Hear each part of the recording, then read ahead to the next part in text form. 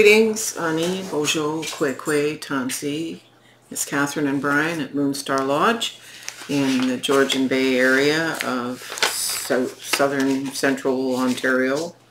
I'm not sure exactly how that works or is divided. I'm here today with a late week full moon video.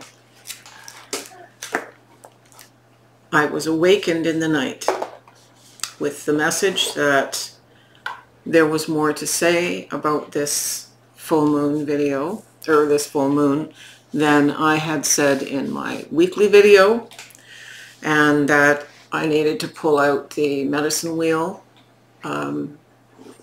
spread cloth and talk about ways the truth. But before I get into that, welcome if you're an old friend or a new friend. We are Indigenous traditionalists in Moonstarlodge, and we've been working in Indigenous arts, spirituality, and education since the early 80s. And cartomancy and psychology and parapsychology are my skill sets. And so let's talk about this upcoming full moon in a couple of days.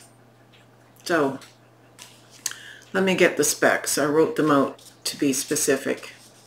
So we're filming on a Wednesday, and so the full moon is in a couple of days. The full moon occurs on the 24th, which is a Saturday. But with all full moons, you've got 2 1/4, 2 1/3 days of energy. You've got the day before and the day after. So technically, we want to be really focused on our rituals and ceremonies around the full moon, anywhere from we'll be feeling it from 3 a.m. on the 23rd through to about 1 p.m. on the 25th. So this specific full moon is in apogee. It's a micro full moon. That means the Earth and the moon are as far apart as they can be, because the circulation of the moon around the Earth isn't a perfect circle, it's an eclipse. So it has narrow, it's kind of egg-shaped, it's narrow places, which are the perigees, where it's closest to us, and the wider spaces, called the apogees, where it's the farthest away. So from a shamanic perspective, for those of us who do traditional medicine practices and shamanic practices, this kind of an amazing full moon means that with the moon so far away, it's easier for us to journey rapidly, quickly, and accomplish a lot without any energetic inhibition. So that's one of the things that percolates for me when I'm preparing in the days ahead, the immediate days, which includes today, for this coming full moon later in the week. We are in the time of weighs the truth. She's like justice in the tarot, balancing what's right and what's false, what doesn't serve us. With weighs the truth, it is not she, like justice is external to us. They are not telling us what is true for us. We are being taught how to discern what is true for us.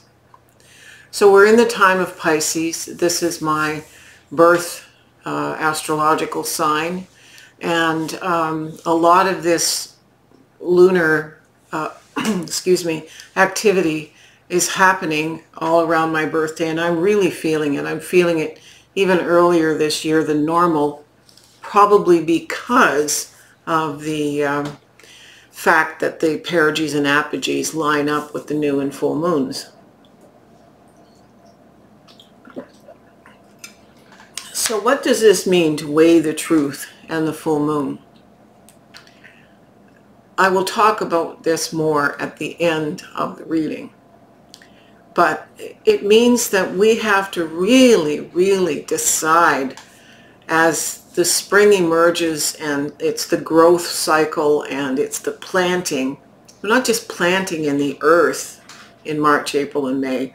We're planting in our lives the things which have meaning and which need to move us forward, accelerating what's in our grand purpose. What's karmically correct, what was our destiny, the destiny, that we chose when we first were going to incarnate in these lives. The decks I was drawn to use, I have one here, Medicine Woman Tarot. I haven't touched in 25 years. It's precious to me. I made a special bag for it, but I haven't touched it. That was one of the decks that had to come out. I brought out my Jamie Sam stuff from the 80s, and again, very old deck. I've used them since, but I've had them a long time. And they're juxtaposed with much more recent decks. And I pulled a bunch out and we doused, and some of the ones I thought might be appropriate for this reading are not. And it turns out, as I laid the circle, and you'll see that in a moment,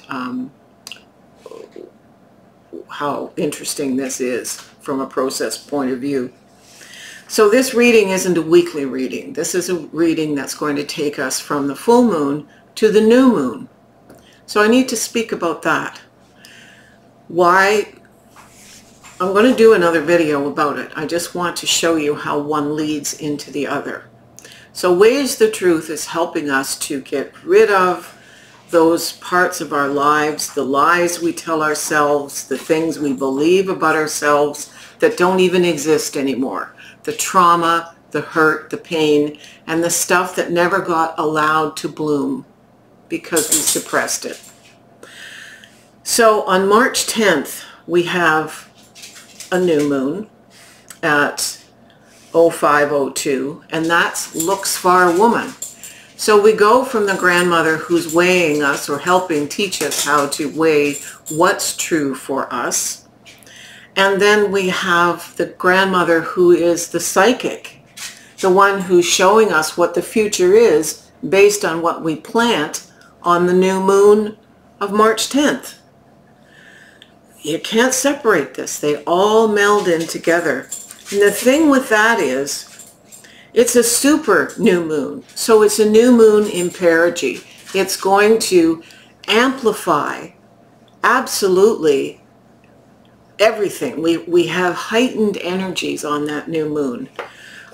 So it's a perigee moon. And the energies will run from approximately 1 a.m. on March 9th and finish their zenith at 9 a.m. on March 11th.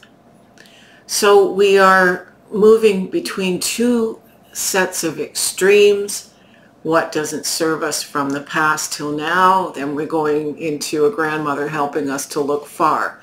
2 weeks is not a long time to analyze our lives. It really isn't. Okay, so let's talk about the position on the medicine wheel. So here's the medicine wheel. We are in the third moon cycle. We're about halfway. This is what the moon cycles would look like in a perfect year. We'd be well into the fourth moon cycle for spring equinox. And actually things are a little bit off kilter, but so far, if it was a perfect year, this is about where we'd be. And we're partway between the time of Great White Buffalo and the time of Eagle.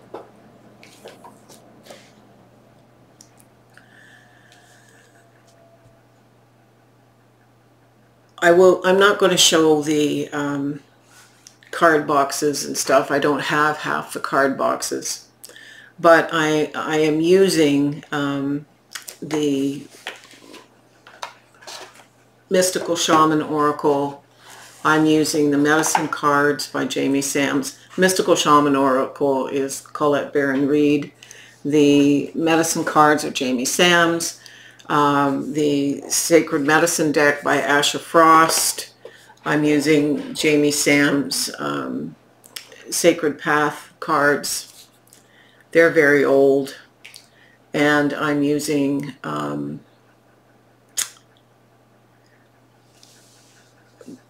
Medicine Woman cards. I did mention that, by Carol Bridges. They're extremely old. All right, we're going to the cards.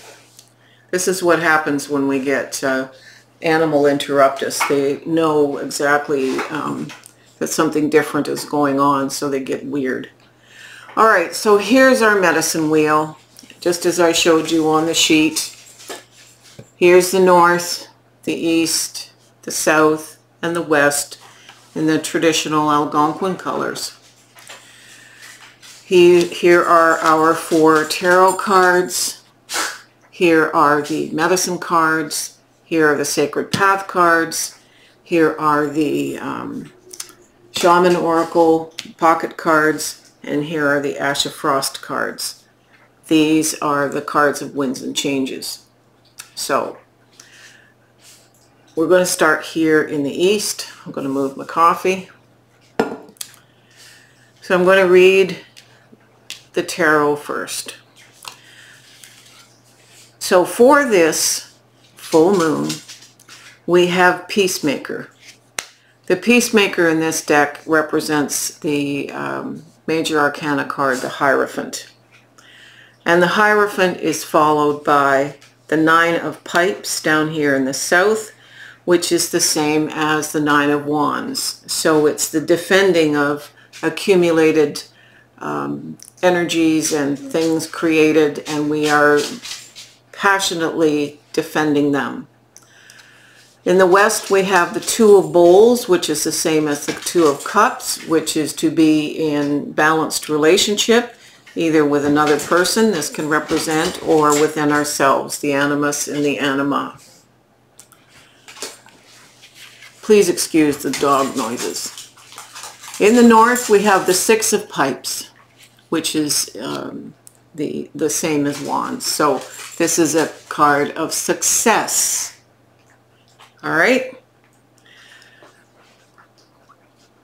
Coming back here, what do we need to do to support the Hierophant card in this full moon? We have the North Shield, which is wisdom and gratitude. The North Shield is a position, it's normally in the north, but we are to take on the attributes of the North Shield here. We are to look for wisdom, ask the ancestors, ask Great White Buffalo for support, go to the totems for support, but typically the North Shield is the night, the stars, the ancestors, the past generations, as well as White Buffalo. It's about wisdom and gratitude. So before we do anything, as the Peacemaker, the role we are to be in, we are in a place of peace because we are satisfied with the wisdom we receive and the gratitude we express for it. So our ceremonies for this time should reflect the request for wisdom, and then wait through the full moon, continuing to do whatever ceremonies you can to get it. Moving to the south with the 9 of Pipes. So whatever we've been accumulating to get done, and this 9 of Pipes has what looks like hawk or eagle above it. The protection, this is usually kind of a world-weary person, kind of battle-scarred. Remember that the clarifier here is hawk. So this is one of the 2 main totems. Hawk is one that flies almost as close to the Creator as eagle does. Eagle has specific jobs, moving our prayers from the earth to the Creator and bringing information down. Hawk is more about dealing with our lives in this dimension, but still about taking the higher perspective. So it's important to get out of the defensive mode here. We don't need to defend. If we are at peace, there is no need for defensiveness. That could be an old way of dealing with a situation that comes up. When I talked about ways to truth, asking us to let go of things that no longer served us, we're at the end of a cycle with the Nine of Pipes. So you don't need to defend the ways of doing things or the things you held on to, perhaps as excuses or in avoidance. Hawk is here to help us let go of that defensiveness and go to a higher perspective. In the West, the attribute of balance is very important when we look across the wheel here. Actually, when we look here as well, for different reasons. So this shows a happy couple. And as I mentioned, it could be a partner or a significant other if you have one. And it can also be the animus and the anima. So the male and female aspects of self. If we're too much in our masculine energies, we're just doing. If we're too much in our feminine energies, we're not doing enough. So that's something to keep in balance. We want that harmony. This is about harmony and balance. All twos are about that. One of the things here is smoke signals. This is communication. This is getting communication from a broader grouping of people. It can be spirits. Again, it could be the ancestors in the North Shield. So this is about seeking communication and not becoming insular. When we head up to the north here on this, remember this is just about this full moon. The Six of Pipes says we will feel success. We will feel that we have successfully surrendered what isn't serving our truth, our walk. And the antelope spirit here is helping us by saying action, always action. Action is, this is a call to action. Something needs to move quickly here. And we always apparently must pay attention to antelope, that we can't waste. You know, you snooze, you lose. So there is an action to be done between this full moon and the new moon of Looks Far Woman. So these two cards represent the wisdom of the shaman, and these are from the medicine people. So I'm going to go with this card first. This is the council. The council represents it can be a shamanic council, a group, it can be elders, but the council is a wise group of beings. They might be spirit beings, but they should be people in this earth plane too, if you can access people. So get counsel from a number of sources. It doesn't mean you have to take the wisdom given. What this does is take the blinders off the horse. I always make reference to those horses on the streets of New York that have to have blinders on to stop them from seeing the big world so they don't get frightened. The council always present options beyond what we think. Great Spirit does that. The ancestors do that. Guides and teachers do that as well. But they're giving us choices to think about. Down here, the medicine people say, call in the wolf spirit. The wolf was the last totem created in order to teach humans how to live on the earth and not go extinct. They are cooperative, they're friendly, they're in their spirit form. They can have unconditional love. But if they have to snarl at you to get your attention, they will. So just know that unconditional love of all canines comes from Wolf, and they're working with us in our best interest. So call Wolf Spirit. We've got hawk, we've got antelope, and we have great white buffalo, actually. The way that we access what's going on is through a tobacco offering.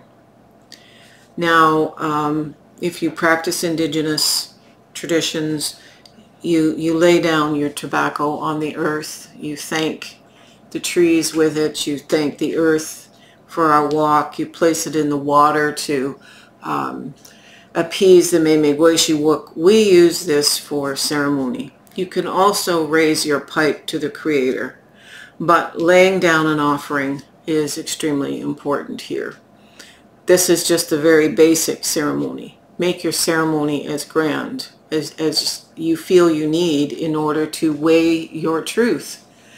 You can do a moon water ceremony. You can go down to a place where earth and sky meet rock and water. Certainly we have that here in Georgian Bay, and you might find a park in your area of the world that gives you access to that. The last shamanic thing is the heart of sky.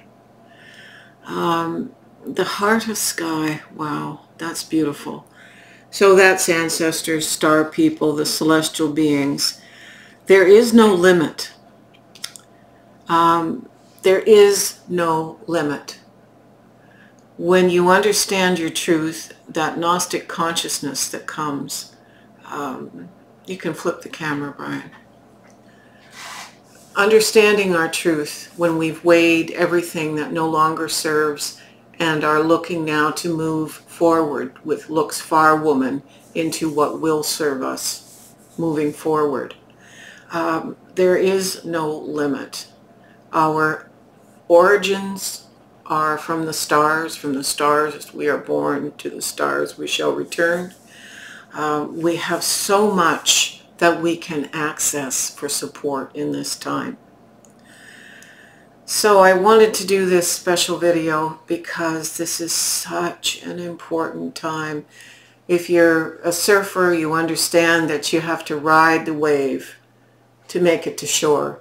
If you're scattered and disconnected, you're going to fall off the board and the great white shark's going to bite your rear end.